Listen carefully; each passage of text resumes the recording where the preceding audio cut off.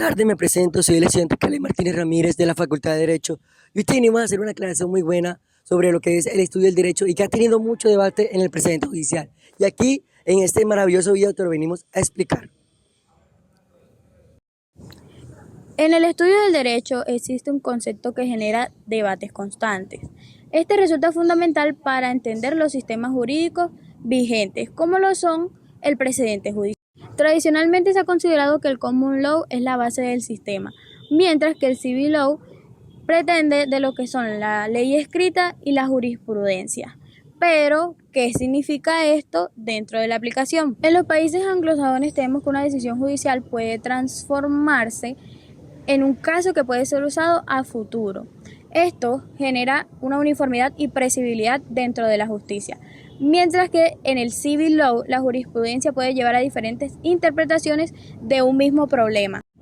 Ahora bien, hablaremos del precedente judicial en el civil law, donde los jueces estaban sometidos al imperio de la ley. Esto quería decir que deberían aplicar la norma escrita sin interpretarla y pues tal como estaba dentro del ordenamiento jurídico. Esto en busca de que no se creara derechos y prácticamente la norma era aplicada de una forma mecánica. Dentro de esto fue entrando en crisis lo que fue la razón. Nos dicen que la ley no siempre es clara, por ende debe ser interpretada. Se fue creando lo que fue el derecho jurisprudencial, donde se le permitió la potestad a los jueces de poder interpretar la ley y aplicarla. Dentro de este contexto citaremos a Michel Tarufo, el cual nos menciona que el precedente dentro del civil law y el common law funcionan de manera distinta. También nos dice que el primer juez no es el que crea el precedente, porque éste toma su decisión según el caso basándose en la ley, mientras que el segundo juez toma el caso anterior para tomar su decisión y así se transforma el precedente. Ahora hablaremos de la situación en Colombia respecto al precedente judicial. Tenemos en cuenta que en Colombia el precedente judicial siempre ha pertenecido al civil law. Esto debido a la Constitución de 1886 y la expedición del Código de 1887, donde la ley pues era tomada como el único criterio vinculante o la norma vinculante de ese entonces, y la jurisprudencia era el criterio auxiliar. Esto cambió a medida que pasó el tiempo por medio de la Ley 169 de 1896, donde se introdujo la doctrina probable. Y aquí esta empezó a tener más peso y se volvió definitivo con la Constitución de 1991, cuando ya no se habla de doctrina probable, sino de precedente judicial. Esta era 3 decisiones uniformes respecto a un mismo tema del derecho, los cuales podían ser usados en casos similares o casos a futuro. Ahora bien, la Corte siempre ha enfatizado que el precedente cumplía ciertas funciones esenciales, como era asegurar la seguridad jurídica, la igualdad, entre otros. Tenemos que el precedente, como quien dice uno, puede renunciar a él siempre y cuando se tiene en cuenta un argumento válido y claro.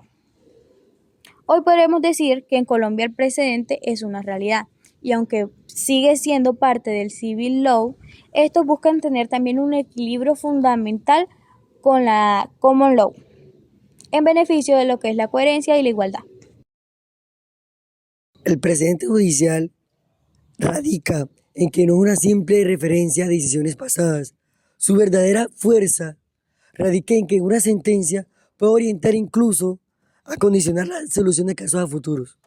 Según Tarufo, vamos a hablar de ese gran expositor de lo que es el precedente. No se reduce a la clásica distinción entre el precedente vinculante de common law ni el precedente persuasivo de civil law. En realidad, de lo que debemos hablar de grados de intensidad, es decir, de cuánto logra influir la decisión de un juez. Como lo venía comentando, seguimos enfocados en las ramas del derecho.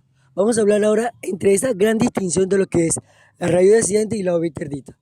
La ratio decidendi es la regla fundamental de que senta las bases del derecho. ¿A qué me refiero con esto? A que esto monta un caso en concreto en relaciones a futuro o un caso en concreto que se esté dando en su momento. Que crea argumentos concretos para la decisión de los jueces. Y la overdita son casos, son un conjunto de argumentos en un caso, pero que no tienen validez obligatoria. Algunos dicen que sí, pero no necesariamente tiene su validez obligatoria. ¿Sabías que, aunque tienen una relación muy pareja, los precedentes y la jurisprudencia son muy similares, pero a la vez muy diferentes? Aquí te lo venimos a explicar. Ahora te vengo a hablar de lo que es el precedente judicial y la jurisprudencia. Como te lo venía comentando, el precedente judicial no es más que una decisión particular tomada en un caso en concreto, y se puede relacionar también con un caso aplicable de carácter vinculante para los jueces. Es una decisión que puede ser universal en un caso aplicable.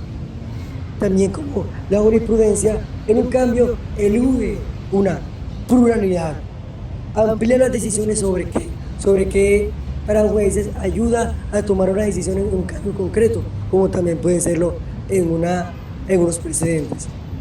Ok, la jurisprudencia, en palabras más aplicables, es un conjunto de sentencias, decisiones de un juez en un caso en particular o concreto, que tienen de definiciones similares pero diferentes a lo que es un precedente. Como te lo venía contando, un precedente es el caso de una norma, el precedente no más que una relación tomada o un caso aplicable en un caso concreto que puede ser como también aplicable, como en una jurisprudencia en la sentencia dicha por el juez. Hablemos, ya que hicimos las diferencias y similitudes, ahora te voy a hablar de una diferencia, la diferencia cuantitativa. Esta diferencia cuantitativa es la que le da a los jueces razonar con argumentos sólidos y concretos por qué su decisión tiene que ser parte de una doctrina. A continuación, te vengo a contar sobre la fuerza del precedente. Cuando nos referimos a la fuerza, es la capacidad de influir una decisión judicial o condicionar las decisiones posteriores a casos semejantes. Como bien nos recuerda Tarov, que no basta con citar cualquier sentencia o cualquier parte de una sentencia. Solo la radio decidente es la base del derecho fundamental para un caso en concreto, pues puede tener valor a diferencia del valor dita, que solo son un conjunto de decisiones sin obligatoriedad. Como lo decía Tarov en su libro, él habla un poco sobre el common law y el civil law. ¿Qué hablaba él sobre el common law? El common law era de carácter vinculante por dichas razones, pero el civil law era de carácter persuasivo. Sin embargo, esta es una distinción un poco rígida, porque en realidad lo que existía son grados de una, grados de otra, lo que él describe en su libro, pero que las dos tienen fuerza de precedente. Como lo viene diciendo el civil law, la fuerza del precedente suele ser menor. Hay decisiones que se adquieren con una autoridad especial, como Tarov lo describió en su libro, como los llamados Grands Instances en Francia o las sentencias de unificación en Italia. En conclusión de lo que veníamos comentando, la fuerza del precedente no es absoluta ni uniforme, como lo escribe Tarov en su libro. Depende de su capacidad de orientar a los jueces para que tomen decisiones seguras, arbitrarias, sin favoritismo, para llevar un derecho igualitario para todas las personas, en la coherencia en la interpretación de derecho. Esa es la razón por la que no hay el precedente. Se considera una pieza central en todos los ordenamientos modernos, tanto en el common law como en el civil law. Como lo venía contando, el precedente vertical. Esto ocurre cuando una Corte Suprema Superior dicta una sentencia que debe ser tenida por los jueces inferiores que están en su cabecera. Su fundamento debe estar en la autoridad jerárquica. Aquí, sin mediar palabras, sin alargar tanto, el precedente horizontal. Aquí es cuando la decisión de un tribunal influye en otros casos o rangos de su mismo nivel. No necesariamente tiene que haber uno inferior o muy de su baja, o muy de su baja inferior. Tiene que haber uno de su mismo nivel o rango. A continuación te venimos a presentar una conclusión basada en los temas que hemos dicho, como por ejemplo sobre los precedentes judiciales que se refiere Taruf en los dos videos. Aquí te lo venimos a explicar. Como ya mencionado anteriormente, tenemos que el doctor Michel Tarufo nos menciona que el precedente no solamente hace parte del common law, sino que también lo podemos ver dentro del civil law. Y que en Inglaterra y en Estados Unidos el precedente parece también ser un valor vinculante. Tanto en la práctica, los jueces cuentan con herramientas que pueden llevar a distinguirlos y usarlos en casos futuros. María José, y cuando hablamos de carácter vinculante, ¿a qué nos hace referencia? Tenemos que el carácter vinculante de un precedente se refiere a la decisión y el criterio de un tribunal superior o de un órgano de cierre, que es de obligatorio cumplimiento. Así mismo como te lo hemos venido contando, ahora te vamos a explicar un precedente que lleva un sentido obligatorio, como por ejemplo en un precedente norteamericano. Cuando un precedente lleva una decisión injusta, el juez puede dejarlo de lado. Esto nos demuestra qué cosa, que aunque el país se ha regido totalmente por un sistema precedente, hay justicia en el derecho. Nos planteamos una pequeña duda. ¿Será que el precedente judicial es de carácter obligatorio o no? Bueno, como decía Taruf en su libro, este precedente, ¿qué nos quiere decir? Que si es clave o no es clave, o es obligatorio o es de carácter obligatorio.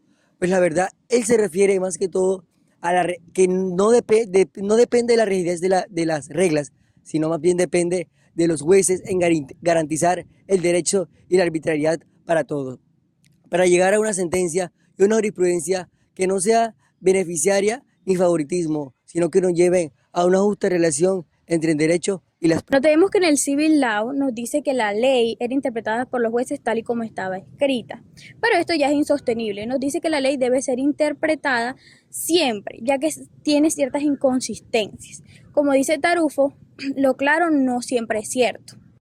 Ahora bien, vamos a explicar en palabras más técnicas para que todos ustedes lo puedan comprender.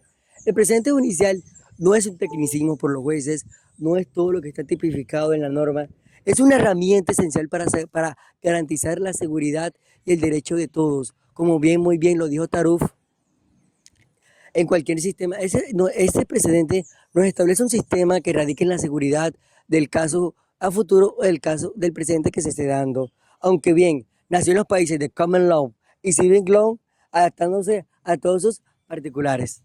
Ahora bien, para darte un detalle más claro de lo que se ha venido hablando, de lo que esta pequeña conclusión, bueno, como hemos visto, el precedente no significa ciegamente una decisión de un juez, más bien significa algo mucho más arraigado con lo que ha sido con el pasado o el presente de una sentencia. Bien, sirve como una guía, orientación del juez en la resolución de nuevos casos a futuro. La importancia no es copiar, ¿ok? La importancia no es copiar, sino como usarlas como una referencia para los jueces. Muy bien, como te lo hemos venido contando, te vamos a poner el caso de este precedente judicial un poco más en contexto colombiano, para que puedas entenderlo un poquito mejor de lo que hemos venido hablando. Ok, en Colombia existe un órgano que se llama la Corte Constitucional, que le da un papel muy arriesgado a lo que es todos los jueces, en el caso reconociendo su carácter vinculante. Te hemos venido explicando qué es el carácter vinculante. Es ese criterio obligatorio que se le da a los jueces para tomar una decisión en una jurisprudencia o en una sentencia. Ok, esto no elimina su autonomía judicial, pero se exige a los jueces que se aparta de un caso dudoso, pero que éste tenga su justificación, criterio y argumentación sólido por qué se retira de un caso.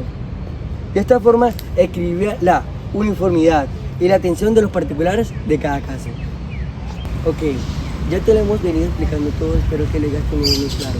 Te voy a explicar en últimas esta pequeña conclusión que te he venido describiendo. Okay.